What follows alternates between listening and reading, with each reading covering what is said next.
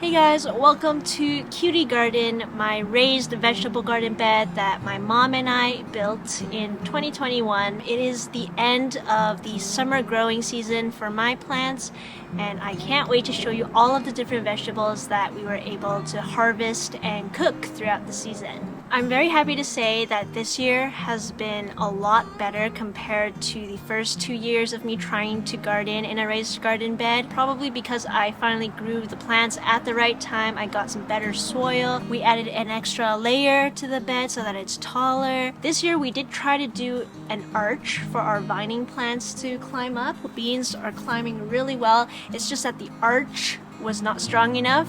We should have known that because the pipes were definitely not rigid enough. So the arch kind of is sagging down and you'll hit your head if you walk under it. So that was a huge fail, but it still worked out. Like the cucumbers, the spaghetti squash were able to grab on and climb up higher instead of just being a mess on the ground. So let's take a look at how my vegetables did throughout this season.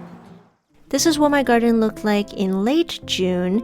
The plants are still just settling in, and 2 weeks later you could see they grew so much more and the vining plants were starting to climb up the arch that we made. The first thing we started to harvest were these beans. My beans. These are yellow wax pole beans, so they can climb up very high, and I got these from the seed library. They grew so well, and every day there are always new ones coming out. Look at all my beans. The arch is a fail, but the beans are a success. My dad really likes to cook beans, and even though he likes the green ones a bit more, these were still great for stir frying in the pan like this. He just cooked it with some oyster sauce, some meat to taste. Just to bring out the taste, you don't need a lot. And then he added a little bit of cornstarch and water to thicken the sauce. Look at all of these leaves here. Our spaghetti squash has these huge leaves, and I can already see some growing. Look down there. There's a spaghetti squash. And then peppers, I think they're gonna take some time to actually have some. Tomatoes are so tall. They're almost the same height as me.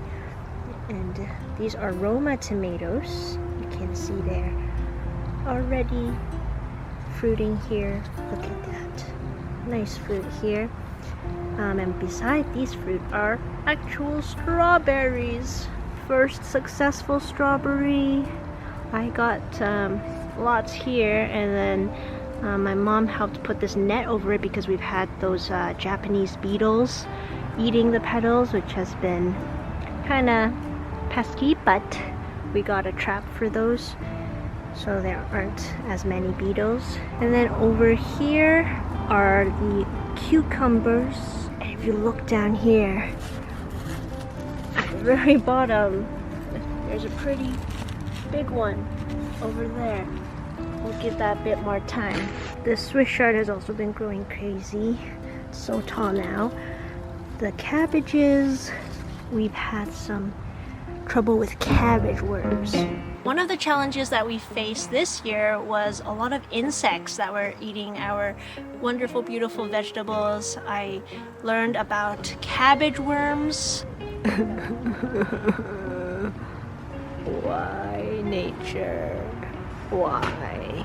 I learned about a yellow little bug that likes eating cucumber flowers, and then there were also the Japanese beetles that kept eating my strawberries and were mating all over my strawberry leaves. And the worst one was all of the earwigs that were climbing up all of my vining plants, and I have never seen that many earwigs on plants. Usually I just see them on the ground, but these guys were climbing all over the arch, and then I had to try to get rid of them. We also had a friendly little rabbit visitor who I think wanted to maybe burrow and make a nest in our raised bed. So good thing we actually found her before she did anything, because it would be a big problem if we had little baby bunnies living in the bed. There was a little bit of a hole in one area under our marigolds, and then I saw some of the rabbit fur and some dead grass around, which I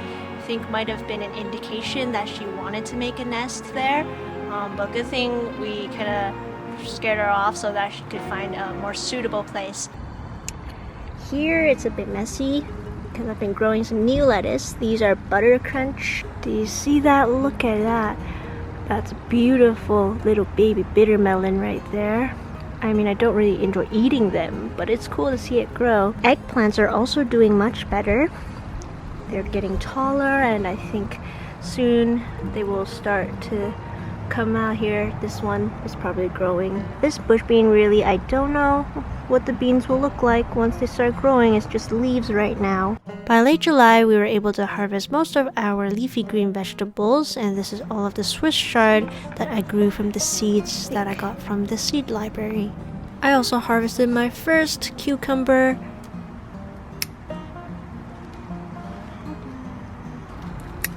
Two cucumbers in one day.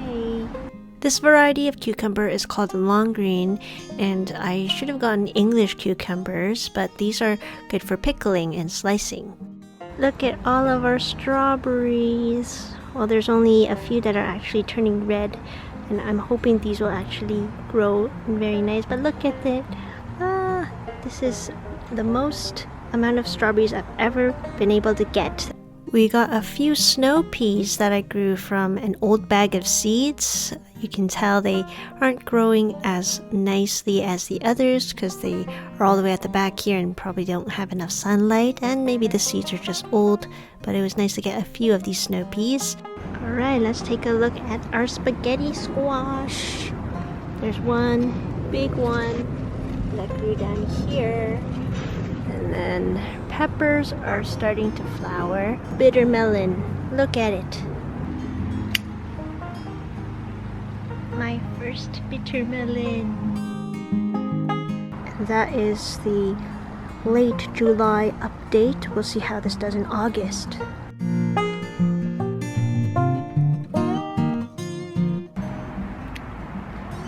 This is strawberry number 1. It smells so sweet. Look at my 6 strawberries. They smell so good. I hope they taste just as good. Taste testing my first homegrown strawberry. A little sour. One of our spaghetti squash plants is growing very close to the ground. And so it's down here outside of the garden bed. Spike. Wow, it's so heavy.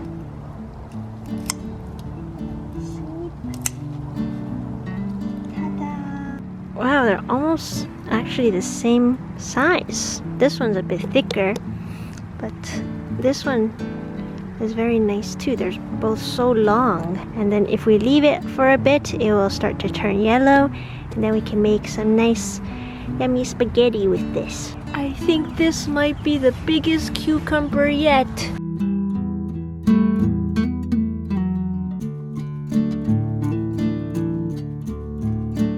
Sweet.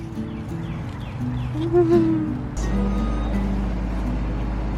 at how long they are. These bitter melon were bought as seedlings from a Chinese supermarket, and we were so happy with how they grew. Pretty low maintenance. By mid to late August, we already harvested quite a few vegetables, and here are my strawberries that are all red and ripe.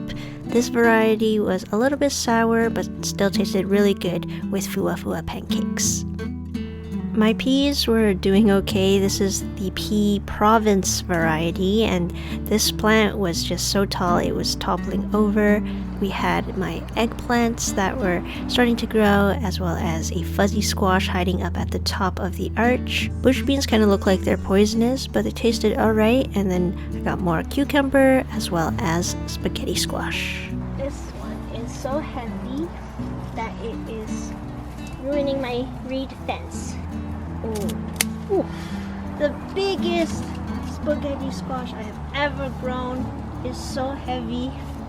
This one's huge. It's like a baby Squash baby. Here is another bitter melon. It's always so satisfying to harvest the vegetables that you worked so hard on to cultivate and grow over the months. All of my plants in my garden bed were raised from a little seed or a small seedling, and now they're entire vegetables that we can cook and eat. So it's just really gratifying to literally see the fruits or vegetables of our labor. September is pretty much the last month of growing for us here in Ontario, Canada, for this specific garden, and I still had so many beans that were growing. This pole bean was just so abundant. I got so many of them, just pounds and pounds of these over the season. I call these my library beans. We planted okra, but we only got a single one, and then my eggplants were starting to get very long.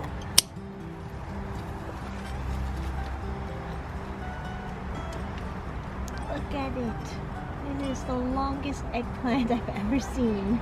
I don't know why these eggplants took so long to grow, but we got some more bush beans that are very red. I'm still not used to that. And then some peppers that were still taking some more time to get bigger. I think this season might not have been hot and humid enough for them. This fuzzy squash was also bought from an Asian supermarket, and my parents turned that into soup. Cabbage also took quite a long time to grow and was still kind of small at this point. But my tomatoes that I grew from a tiny little seed and took months to cultivate, they were finally turning red, ripening, and these are Roma tomatoes, which are a kind of pasty tomato, really good for sauces, and my favorite tomato and egg dish. So this was another wonderful batch of vegetables that we were able to harvest. A few weeks later, the tomatoes were even more ripe and ready to be picked.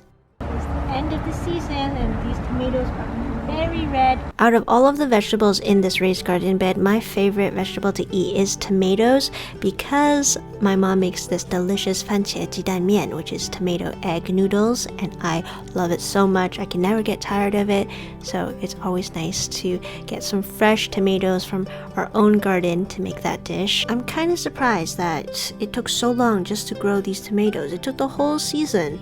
This is our one successful cabbage. It was so difficult to grow because worms kept eating them. I'll just cut it here.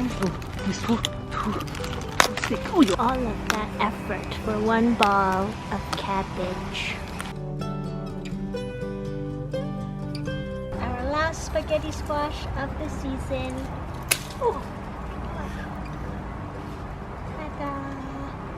Beautiful spaghetti squash.